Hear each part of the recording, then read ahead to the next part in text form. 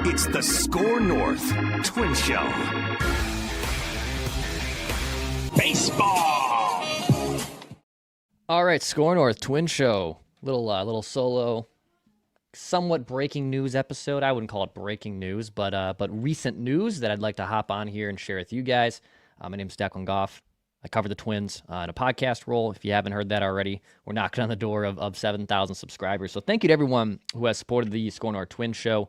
As the Twins now enter a new regime under Derek Shelton, they have finalized their coaching staff. Just got off a Zoom call with Shelton and a couple of the new assistants as well under Derek. So just going to share some of the info I learned, share with you guys the new coaching staff that Derek has hired, some guys that have been retained to from Rocco's staff under Derek Shelton. So if you're looking for Twins content, hit the like button and subscribe button here to continue to support the SKOR North Twin Show. So we have a finalized coaching group here for the Minnesota Twins. So we obviously, Derek Shelton got the job here, 3 weeks ago, 3.5 weeks ago or so, a month ago.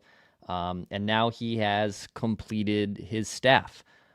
Here's a rundown, basically, of who's joining the staff. For his bench coach, we are bringing in Mark Hallberg. So interesting guy here. Mark Hallberg grew up a Twins fan. He grew up actually in Saudi Arabia, but spent summers in Wisconsin. And his grandfather and his dad, I believe, if I'm having this right, they were at the 1965 World Series. And then Mark grew up naturally with his dad and grandfather being Twins fans. So not sure the exact lore of how that came to be, but Mark grew up rooting for the Twins, even watching the 91 World Series from Saudi Arabia as like a 7-year-old. So kind of an interesting case here where he has connections to the Twins organization in terms of being a fan. He has never worked for the Twins, but he will be Derek's bench coach. He spent 6 seasons with the Giants. He was their first base coach the previous 2 seasons, their third base coach in 22 and 23. He also, I believe, was the Giants' short single-A season manager in 2019-18. So he has coaching experience. He also spent time in the Diamondback system, coaching a variety of different leagues too. So he has coaching experience, but he also has this connection to Twins territory, as it's always dubbed. So he went to high school, I believe, technically in Wisconsin. Still has family in Wisconsin. So it allows him, from a personal standpoint, to kind of return home, be closer to family after being essentially in the West Coast and Southwest for the better part of the last 15, 20 years. So he'll be his bench coach. New hitting coach is going to be Keith Beauregard. Keith Beauregard spent the last 3 seasons coaching the Tigers. The Tigers, who I know kind of collapsed a little bit there, but still made the ALDS again. Have had a bunch of young hitters. I think of Kerry Carpenter, Spencer Torkelson, former number 1 overall pick, who looked like a bust and then popped back up again this year as a better hitter. He spent some time there with the Tigers. Last year they were 5th in runs scored. He's 42 years old. Again, another younger guy. By the way, I should say Hallberg also, I believe, in his early 40s as well. So with Beauregard, spent some time with the Tigers, a very young team, right, that has had a bunch of players come through, and he has helped develop them.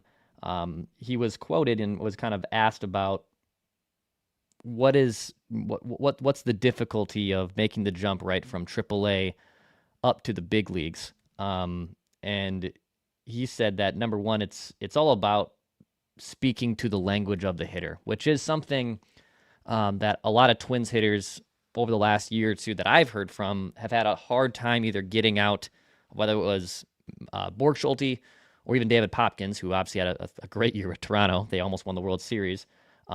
Meeting with guys individually and speaking their language, and not just maybe, and Keith wasn't insinuating this, I'm more assuming this.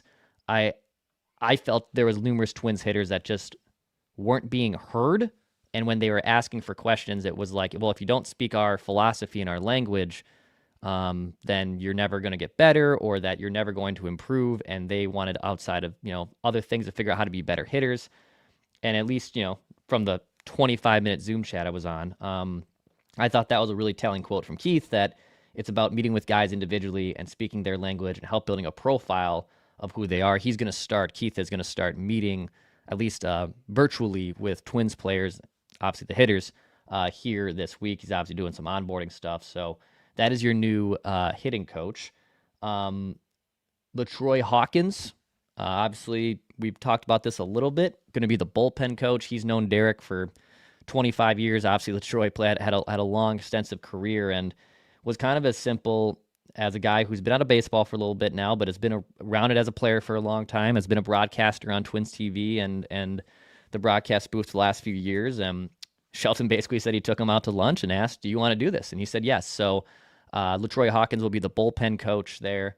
Grady Sizemore, who Derek and Grady spent time when they were in Cleveland together. Obviously, Derek was the hitting coach. Grady Sizemore was a player on those Cleveland teams that got off to an incredible start to his career, and injuries completely derailed him. But I asked Derek about his relationship with Grady and if someone he targeted earlier, and he said he encompasses everything that they were looking for. So Grady will coach first base and base running and outfield stuff. And Derek also checked in on just how he had grown. I mean, he was the interim manager for the White Sox in 2024, actually stayed on the staff after, they made the change in managerial spots. He didn't get the manager job, but he still stayed on the White Sox staff. And apparently his growth as a coach in those variety of different positions meant a lot to Derek, and he was someone early that he wanted to target. The Shelton really wanted people on the staff that had major league experience. LaTroy Hawkins on the pitching side, Grady Sizemore on a hitting side, does accomplish those two things. So Holberg and Keith were the only ones that were on the call. Grady Sizemore was not on this call, but those are some new additions to the staff, and that's not all, I should say, because obviously Toby Gardenhire, which I see some comments here about it. Toby Gardenhire is going to be his major league fielding coordinator, and Derek, I think, had known of Toby, but had maybe had a long relationship with him, and Toby articulated to Derek that there's things that he has noticed just from the AAA manager. I mean, Toby has coached, if there's a player that's been drafted by the Twins and developed over the last 5-7 years, Toby has likely coached them at some spot. That he noticed that he thinks that he can help with Shelton, with players, and Derek said that he deserves to be on the staff. And this one, I know it's maybe classic Twins promoting from within. Some people might look at it that way. Obviously, Toby, the son of Ron Gardenhire, the longtime Twins manager, but I actually don't hate this move of him being added to the staff. You can laugh at job titles. I got that a few times, but the major league field coordinator, he is still going to be a sounding voice for Derek Shelton, and with him having experienced the coaching, the Royce Lewises and the Brooks Lee, so many different things. I think that's going to be such a good thing. It's going to be such a good thing for those players and for Derek to, I think, have that sounding board. So yeah, Toby Gardenhire joining the staff here, which I think is kind of cool. Some guys like Trevor Amicone, Romain Borrego, Raiden Sierra, and Pete Mackey, probably being the biggest one there, are retained. Pete Mackey being the pitching coach. Ramon Borrego will be in the third base coach. And Raiden Sierra, the assistant hitting coach. Luis Ramirez, the assistant pitching coach. Those guys staying on staff that have been retained from Rocco's staff under Derek Shelton are interesting there too. So Luis Ramirez, the assistant pitching coach. There are some holdovers there. And look, totally normal. Like, Shelton has hired a new hitting coach, a new bench coach, a major league field coordinator, even though he has ties to the Twins. And keeping Pete, I think Judd's more upset about this than maybe from myself. But Twins pitching, in my opinion, isn't much of a problem. And in fact, if they keep Pablo and Joe Ryan, which is a big if, by the way, I like the bones of the Twins starting pitching staff. Now, can they build up a bullpen? That's going to be a huge thing to watch unfold throughout spring training here in a few months. But If one was going to stay, I would assume Pete would stay over someone like Borg Schulte. Now Borg Schulte obviously looking for a new job or whatever's next for him. But yeah, those are obviously some of the new hires for Derek Shelton and his staff. Curious to see how everything melts. Now it's after a car wash of interviews and press conferences. Derek was down in Vegas too, I believe, for the MLB awards and the GM meetings. Royce Lewis was there for participating in the golf tournament for the players. So now Shelton just kind of said it's nice to take a breath. He said this was the first weekend, and obviously like last month where he wasn't flying and wasn't doing all these crazy things. And baseball's a long season, man. It's 162 games, and taking some downtime to take a breath and reset for a little bit is good. Now, will they hit the ground running in spring training? And will other guys start, their offseason process? Absolutely. But now you can take a little breath. But I will say, you look around the baseball offseason, and it started. Josh Naylor, 5-year deal, going back to Seattle, which is really interesting. So the free agency period has kind of started here. I know we had a big show, which you can go check out on this feed from Thursday about, what's the plan with the minority investors? Because it feels like they won't have clarity on their payroll until they know what that all shakes out to be. And even though it's just one guy, and baseball offseason, I think last year it was a little bit better, but not as big as it used to be. But you don't want to be putting yourself behind the 8 ball because you're waiting for your finances to come through it. And again, I am not assuming that the Twins are going to be big players in free agency. In fact, they're probably going to be bigger players in the trade market, if anything, whether that's selling or whether that's acquiring. But yeah, if you continue to wait and we have to delay the minority investors' involvement for the payroll, that's a big thing. So we'll see what happens there. But I will say a couple big dates here coming up for the Twins, and some things to watch. Tomorrow is the deadline for Rule 5 draft, basically, where you have to add players to your 40-man roster. So the Twins, I think, is their 40-man roster right now. It's at 33 players. So they need to figure out guys to add to their roster that are eligible for the Rule 5 draft. These are guys like Gabby Gonzalez, Connor Prelip, who was the pitcher of the year. Let's see here, Andrew Morris, who kind of had an injury-riddled but up and down year with the AAA Saints. There are some. Kendrys Rojas was acquired from the Louis Varland trade. Some mixed results there. There's some interesting guys here that create kind of a roster crunch. And even though there's 7 open spots on the 40-man right now, if you start filling those out, well, then you have to make another move, right? When you want to add in free agency or via trade. So I'm not sure if they'll fill it all the way up to 40, but tomorrow we'll figure out which of those prospects. And I'm not, it's not the Walker Jenkins and the Kalen Culpeppers. These are guys that have been in the system for a little bit. It is a classic if you're maybe like you're new to baseball and you're like, what the hell is the Rule 5 draft?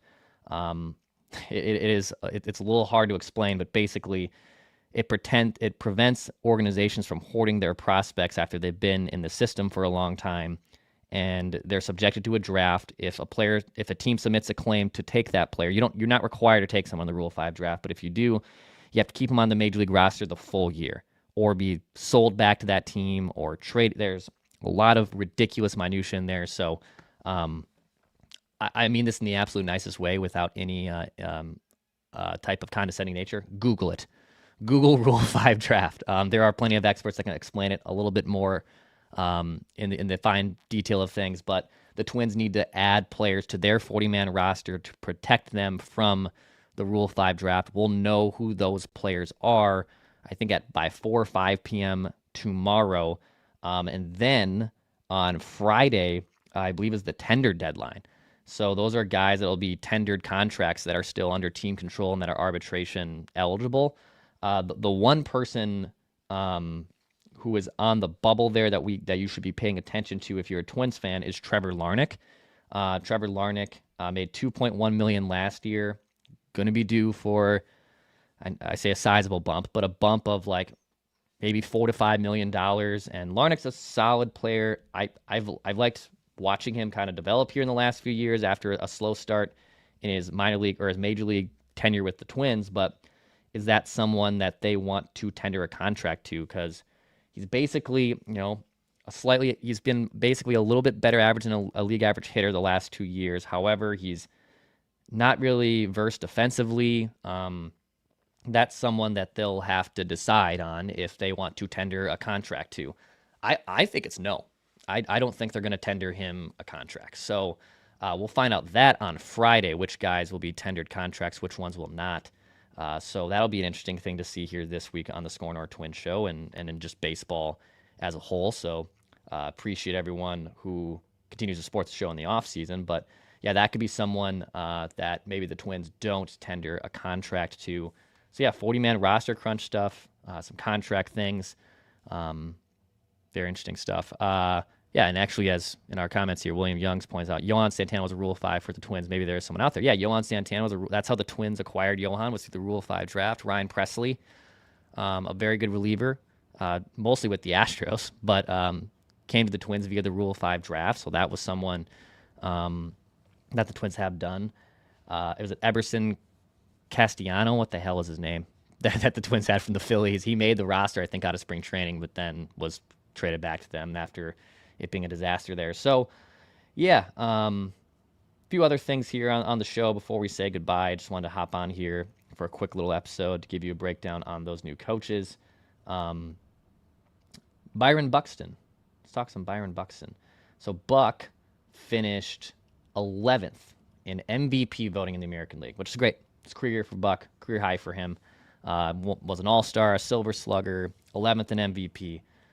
Here's maybe the bad news. So Buck has a clause in his contract, incentives in his contract, that if he, finishes certain spots in MVP voting, he gets a bonus on his deal. And look, if Byron Buxton plays the amount he did last year, which I'm going to pull this up here, was 126 games, and he's making $15 million a year. That is a steal for a player in Byron Buxton. And, assuming he's providing the offensive and defensive value that he's usually accustomed to, that's a steal. If he were to finish 6th to 10th in MVP voting, the guy would have had a $3 million bonus coming his way. So he finishes a vote or two shy of that, which is too bad.